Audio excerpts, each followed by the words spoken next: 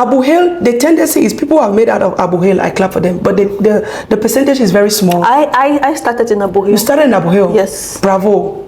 Really? Yeah. But you know, like, tendency is most people come in, they'll tell them, especially the ladies, those men that are already there, because people who are around there are people that are doing these kind of things and they're getting their quick money. Yeah. And when you come in, they're not pushing you to get a job.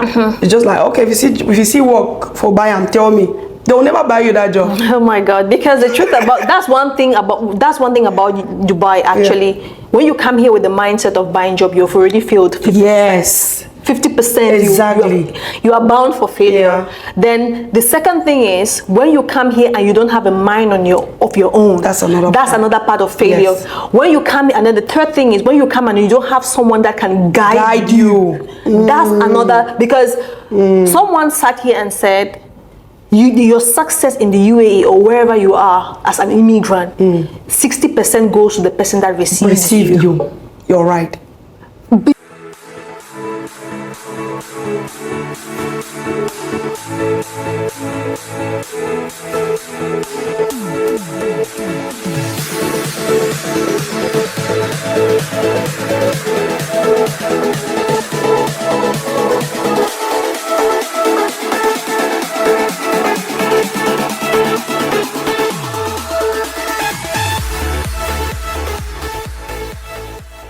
Anyways, that was the first experience with working. Yeah, so you've not told us about the airport. Who picked you up from the airport? Your first impression when you got to the bed spaces, and your job hunts if you went to, because sometimes when people will come here and they would just rely on moving from one office to the other under 40 degrees heat, which is not the best way. So I want to know your own way of. I would like to share that. Yes.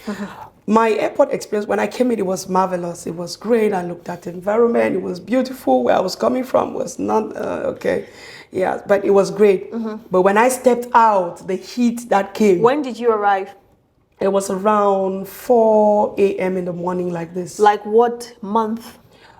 The month was, let me see, that was in April. Okay. Yeah, that was in April. So you need to really feel the heat. Yeah. That was April, where places are getting hot. Yeah. So it was really hot, and I just like, okay, fine, let me feel the breeze. Let me just, but it was really, I mean, hot, literally like this. Vapor, when you're coming in from Cameroon, it's like different. The hot vapor, like the vapor, because the wind yeah. itself is hot. Yeah, humid. Yeah. Mm-hmm. So I was like, okay, no issue. So I stood there for a time. They took a long time to come. Okay. They took like an hour or two. Okay. So they finally came. We took by the bus. Mm-hmm. It was not a taxi, man. It was not a private car. Okay. We took the bus, okay. But it was still a good experience. Yeah. You understand? It was still a good experience. The bus was clean. It was not like those kind of buses we're used to. Mm-hmm. So we took a bus to where we went, and then getting into the house, it was still another, revelation. Yeah. So again, I shocked that, and I was just quiet and mute. In my head, I'm just like, is this how people live here? But it's when I talk to people around that I understood, okay, people are living more better. Yeah, of course. Yeah. Mm-hmm. So in my job hunt, I never went out to drop for CVs except when everybody's moving out in the house. They'll be like, follow us, then I'll go around with them. Because what happened is the kind of jobs they were going around searching was like a waitress, those things that I did not want. Okay. Let me just cut you short, because this job hunting and going under 40 degrees heat to look for a job, my sisters and brothers, it doesn't really work. 99.9999%, it doesn't really work. I've worked for front office in a very, very big institution, and what we do is when you drop those CVs, we trash it or we use it for photocopy. Trust me, it doesn't really work. They'll tell you, the HR tells you, trash it. When you call the HR and say, oh, I have a CV here. What should I do with it? Trash it. They want to apply, go through the website. Yeah. And many people don't even know how to browse through. Exactly. They don't know how to browse through, because you want to work for a big company, you need to sit squarely on your laptop, not your phone. African brothers and sisters, drop phone for a second. Don't use your phones to apply for a job. Yes. Because since as you people do not watch my other video about job search, watch this one. You have to. Don't. It's not. Don't. Because some of those sites don't support the use of phones. Yeah. You upload your CVs, it doesn't really go through. Trust me. I've said it times without number. Yeah. Job search is a whole job. Yes, because people will leave. I tried working once under the sun to look for a job. I came back, I got sick. Yeah. And I told myself, I'm not doing this again. No.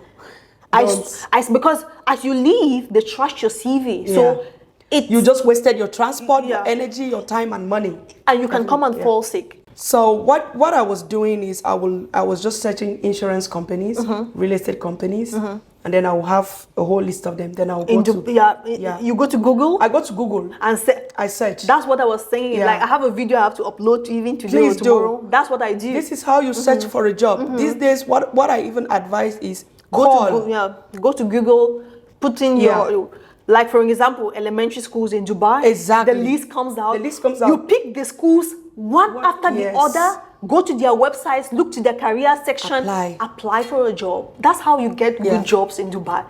Not to be going on phones and waiting for I don't understand what they are doing sometimes, trust me.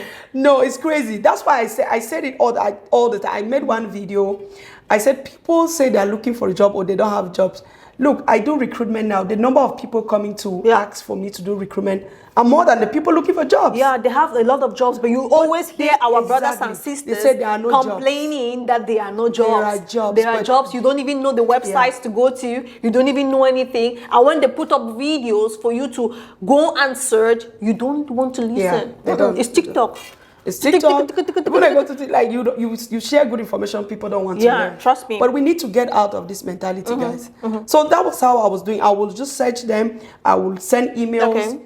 Sometimes I will call. There will be when you call, because the thing is when you call, they'll give you the right email to send your CV to. And another thing that I was doing is not just sending a CV, because some people would take the email, just send a CV.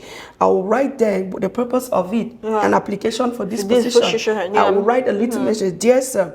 My name cover is letter. A cover letter. I'll write down, talk about myself, who I am, people just what send, I can do. People just send emails and then they just send. Send. What do you know? How many people are sending those? No cover letter, nothing, and you expect that they'll call you. My dear sister, they will not call you. They will not. Okay, so from when you came till now, how many jobs have you had? 3.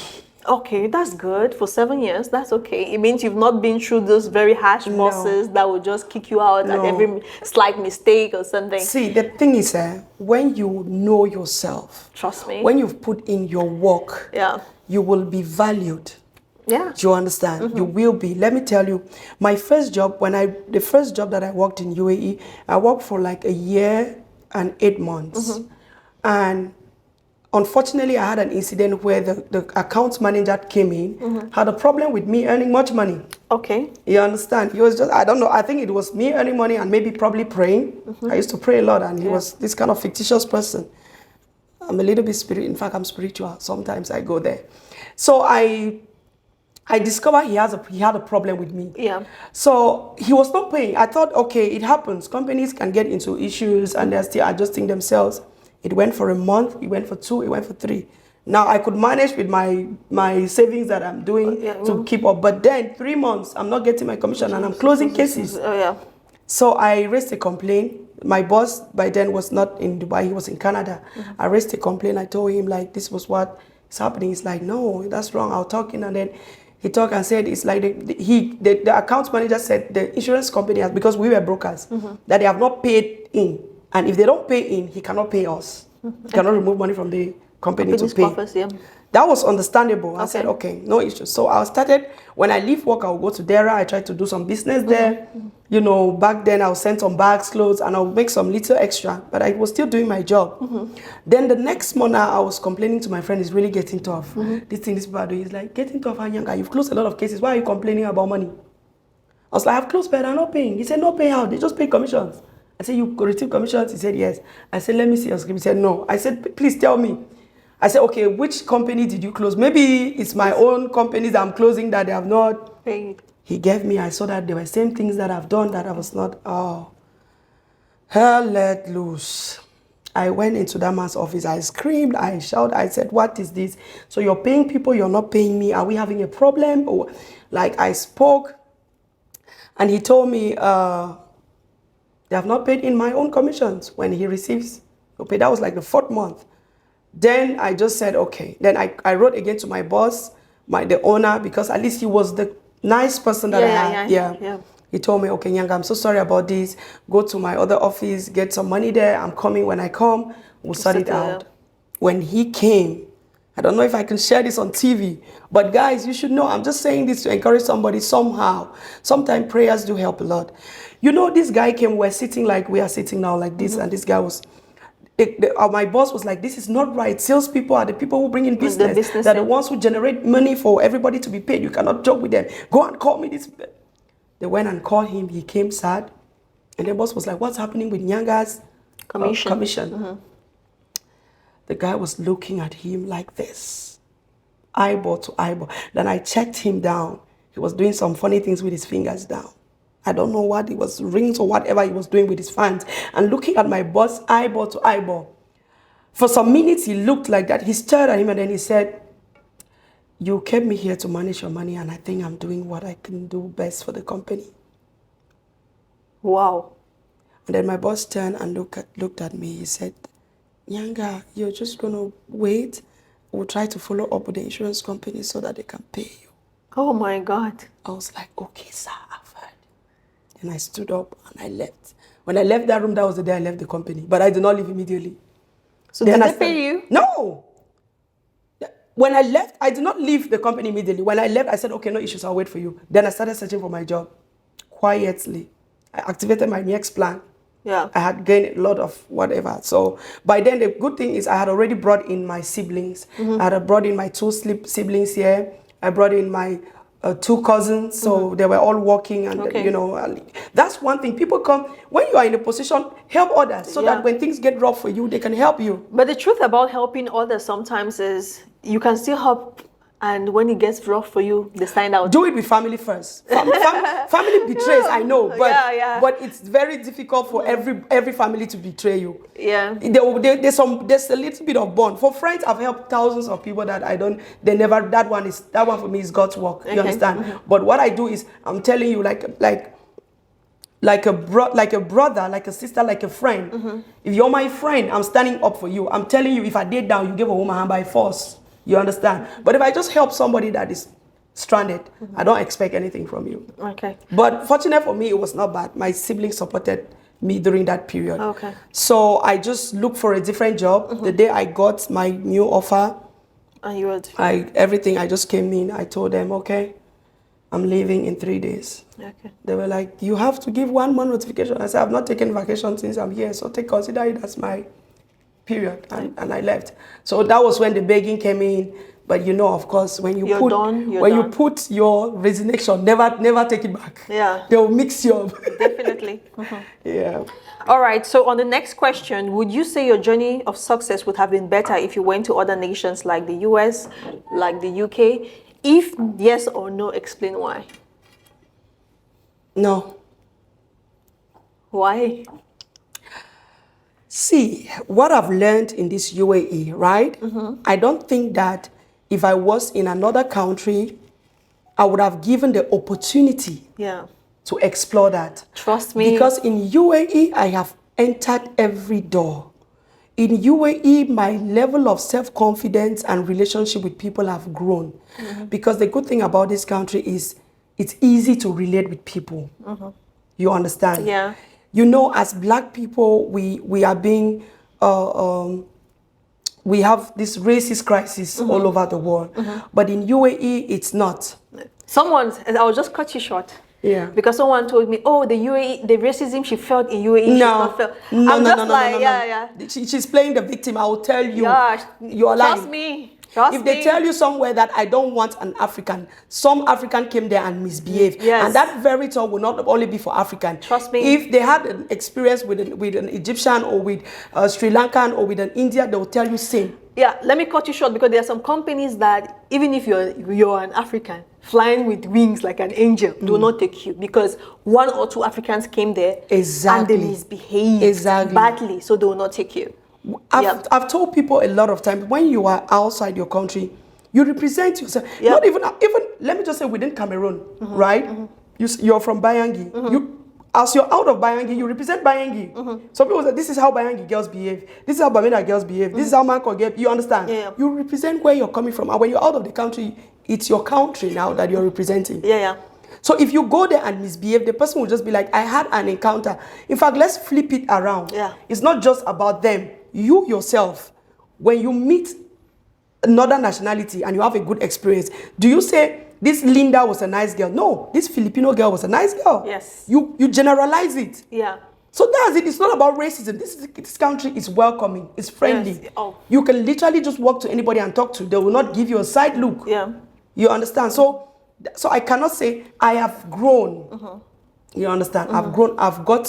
I've entered rooms that I would never have gotten into if I was in America or if I was in Canada or all of that. Not shading anybody's hustle. Yeah. But those countries don't give openings. Yeah.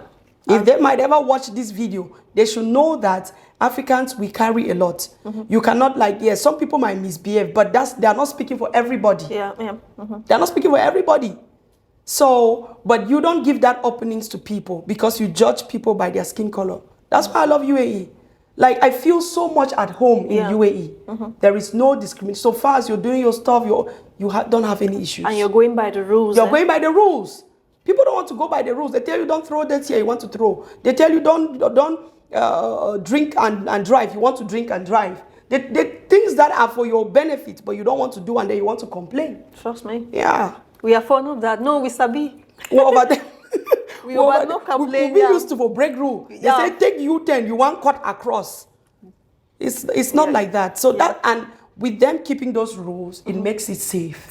When you see UAE saying it's the safest place in the world, you know what it means to live in the house without locking your door, not being afraid of who will come in or who will not come out. Yeah. No. So it's a beautiful place, man. It's a beautiful place. Okay. So on the next questions, I want to ask, what yardsticks of success did you use to get to where you are? Thank you. I would say reading, studying, building myself. Yeah. It was not just about getting a job, go to work, come back, and pay your rent, send money home, stay. No. I did a lot of work. I did a lot of investment myself, a lot of reading. I took a lot of courses. Most of the courses are free, man. Don't come and say, hey, mama, money, but you get money now if you take the course. No. I'm sorry to cut you short. I have a video of where I gave out websites where you can study for free. And they did not follow through. No, it has no views. Yeah. They will not. Yeah. There are so many websites that you can go to. And if you see people who are watching out, we complain about the Indians, but if you see people who watched my video, if I go to the analytics of that video, trust me, Indians top the list of that particular video. Yes, they will do that. Indians top the list. It's not surprising to me. Those people, they can literally do anything when they put their head to do. Yeah. They go to YouTube, they go to wherever they can get information, they will learn, read, study, make a CV. That you will when you look at the CV, you will call them immediately. Yes, trust me. And when they come, they will now even dominate and bring their own people. That is it. You say they are being read. We are not helping ourselves. Yeah, because the other guy I interviewed said we are so fond of Indians will come, and when they have an opportunity, they'll call their brothers and sisters. Filipinos, the same thing. But when it comes to Africans or the West Africans, they will only want to sell jobs to.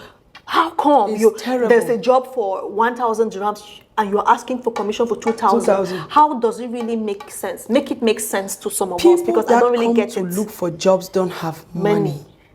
Nobody chooses Dubai that they have money. Yeah. When you see people say, okay, ma go Dubai, no say it all pass, because because still back home they don't know what this country offers them. Yeah. Because the people here still don't know even. So if you are inside and you don't know what the country has for you, how will the news go outside? Yeah. And there's somebody I'm happy to meet people like you. You understand? Because people feel like when they see me, they'll be, money, you get a luck here. The fact that you be luck, me say it's not luck.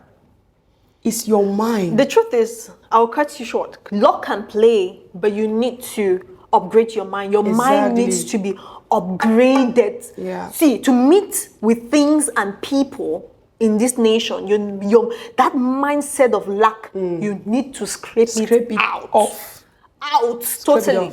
Because if you don't, trust me, you will remain in one position and complain from morning to night. Yeah. I was saying something that I know of people who could speak very good French and very, very good English, and they talked, when they want to talk down about the UAE, they rubbish UAE to dust. But that was someone that was earning very well. Yeah. You are earning well in a country. If they want to convert your salary to CFA, as they call it, you are earning up to $1 million and above.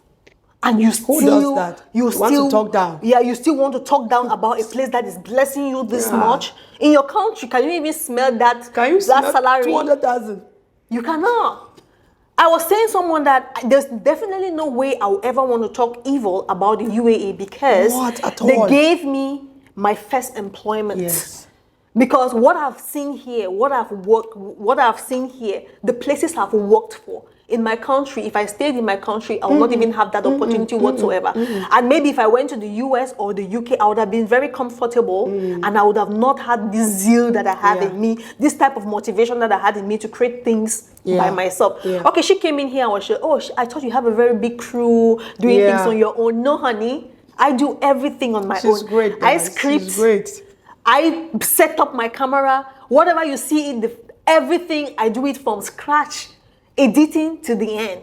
And that's because that's what UAE does to you. You want to stand out in doing something. You want to be the best of the best. Yes. If I went to the US, maybe I'll just be sitting. Yeah. You don't play with your job. When you get a job, you will do the job. You do it right. That's it. Doing something right builds you. Definitely. You understand? You see other people doing it and it gives you that motivation. That motivation, like, let me do more, let me do this. But most of us, sometimes when we see people doing greater, we start bashing them. We start being, it's because you are this. It's because you are giving excuses not to take accountability for yourself. Thank you.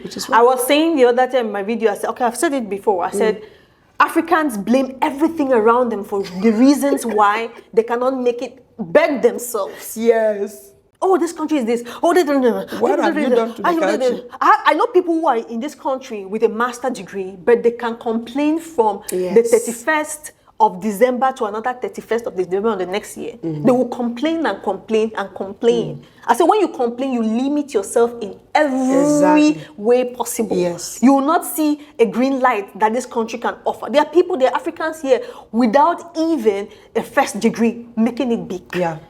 See, I like the Indian people, even though we complain about them, but the truth about Indians is they are go-getters. They are. Trust me, an Indian will come here with quiet Nigerians. Yeah. An Indian will come here with no degree whatsoever. He studies on certification on certification on certification, and he heads the company. Yeah. Yes. Most of them that are heading companies, they don't really have those degrees. They don't have the intelligence that you have. Yes, trust me. They have just like the certifications, and they are so adamant if they want to do something and they do it very well.